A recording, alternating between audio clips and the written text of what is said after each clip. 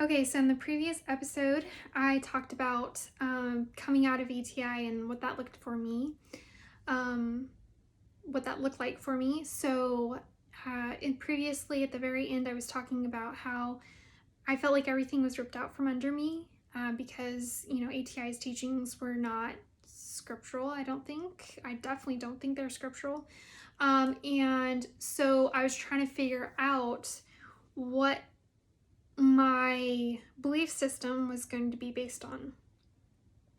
So I had to just walk away from Christianity and the Bible and church and everything. I needed just time to not think about it and just process what I went through while I was in ATI. So that meant I had a lot of questions. I did a lot of reading. I started following a lot of groups that basically they also had to walk away from Christianity for one reason or another. Some have not gone back to the faith, and they basically say, I'm no longer a Christian, and some have stayed. So I needed that time to be able to understand the things that I went through and whether or not I was going to stick with Christianity. And so some of the things that helped me during the depression, the deep depression and suicide. Also, good news. Eventually, I was able to work through therapy and not think about suicide anymore. And I think a lot of that was just being able to stand on my own 2 feet and say, no, I know that you're telling me that I shouldn't believe this, but I do believe X, Y, and Z. And I will get into some of those things in the upcoming episodes. I'm going to talk about specific topics. Right now, I'm just going to talk about how I was able to come out of ATI and some of the things that have helped me. So one of the biggest things that helped me was listening to music, especially during the time I was suicidal. I listened to 21 Pilots on repeat. In the lyrics of the songs, they do talk about suicide, not specifically, but you can understand the theme. And I felt like that band just totally understood what I was going through. They're Christian, like they don't play Christian music, but they themselves are Christian, and yeah, I really enjoyed that music. Also, music from David Urbanati. He's a friend of mine. His music was really great and helpful during that time as well. Running and working out. I cannot tell you how, I was going on runs around my community several times a week, I think pretty much every day. And then I also went to the gym. It would temporarily get my mind off of what I was going through, and that was really, really helpful. And it was good for my my mental health as well. Again, I was so far into the depression and anxiety side of things that alone wasn't helpful. I also started listening to really great podcasts. Easer Uncaged. They're no longer on the internet, I don't think. But it was basically a podcast on how women in the Bible, or the way that scripture talks about women in a marriage relationship, is being taught incorrectly in churches now. Where kind of the woman is subservient, and instead the man and the woman should be completely equal. That was revolutionary for me at the time. And it was extremely helpful in understanding my worth as a woman.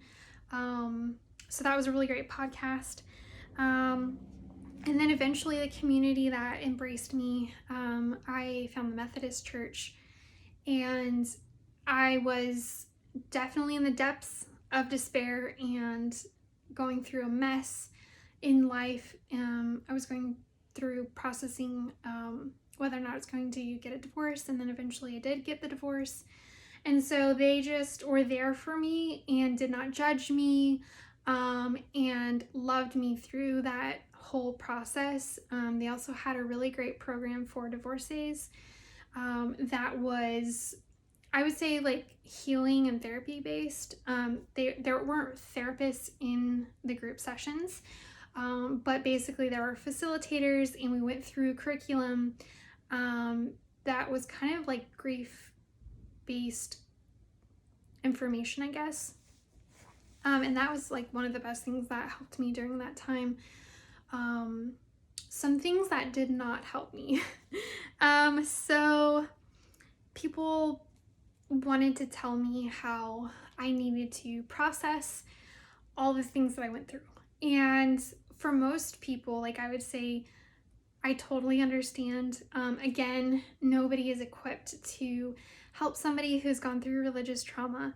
But telling someone how they should process something is not helpful. Everyone's going to process trauma differently. For some people, it's very quiet. They do it on their own, and relatively, it seems like things are calm. I was not like that. And I also needed to go to the other side and hear the other side and understand what the other side thinks, like non-religion. Personally, I think there's a lot more logic involved in non-religious, not necessarily philosophy, but like, well, yeah, philosophy has logic in it, but like, faith is not logical, right? Because you can't see the thing that you believe in, you can't touch it. You just look at an ancient textbook that tells you information on what you're believing and how you should live your life. So hearing some of the logical explanations of what non-religious people can see that are issues within the church was extremely helpful for me, because at the time I couldn't find any religious information on, hey, these people within the church are abusive, because I generally interlock ATI with the church. There's a lot of the same or similar thought processes in getting to some of the conservative belief systems. Again, I'll talk about that topically in future episodes. Saying or telling me, especially when, okay, so I would open up to some people and say, I'm dealing with anxiety and depression and I'm going to therapy. And people would sometimes send me information or specifically say like, well, anxiety and depression are sins, and here's some ways to overcome that sin. That is the most unhelpful thing in the entire world. Sin is such a shame-based word. And, you know, there are things that we do wrong, murder, adultery, like there's lots of other things, like lots of things in life that we can do that are wrong, and we need to apologize or correct our actions and do better. Saying that something, an emotion, is a sin is really hard to deal with when you don't know anything else. Yeah, so that was unhelpful. And then, you know, just some other things were like, make sure you don't swing over to the other side. Don't make sure that you don't become a liberal, like things like that. Not helpful. So, yeah, so I processed it in a very messy way. I'm still processing some of the beliefs, the old beliefs. And then I'm trying my hardest to research and understand the Bible and how Gothard was able to get to the point of basically duping a whole group of people into these lies. And it's something that is something I'm definitely still processing. I definitely do believe in Jesus and that he died on the cross so that we don't have to take the punishment. Literally everything else in the Bible I don't think is important, in the sense of it's not going to be like, my salvation is not on the line if I hold a different opinion on any of the other theological things in the Bible. And that has helped me really relax and not be worried. And to also listen to what other people have to say more closely, maybe objectively, instead of thinking like, well, you're wrong and I'm right. It's more of like, that's an interesting take. Like, I don't agree with that, but it's not a big deal because you're still going to heaven and I'm still going to heaven and it's all good. Yeah, so that's basically the things that I went through. I think the bottom line is like, if you're going through if you're trying to process your religious trauma, just know that you're not alone. I would always encourage to talk to a therapist because that person is board certified, or they should be. And if there are issues, you can look up on there's a website that you can check to make sure that there are no complaints against that particular therapist and that particular person is not emotionally invested in your life. It's not somebody that you know. You can leave that session and know that that therapist, as long as they're abiding by all the professional and legal requirements, they're not going and telling the information you tell them to everyone else. With pastoral counseling, there is usually no professional counseling experience. There's no board certification, there's no state certification, and you don't know if somebody has made a complaint against that pastor for the counseling that they have been giving other people. And that's my story. I hope that you guys, I wouldn't say enjoyed this, but that it was helpful in some kind of way.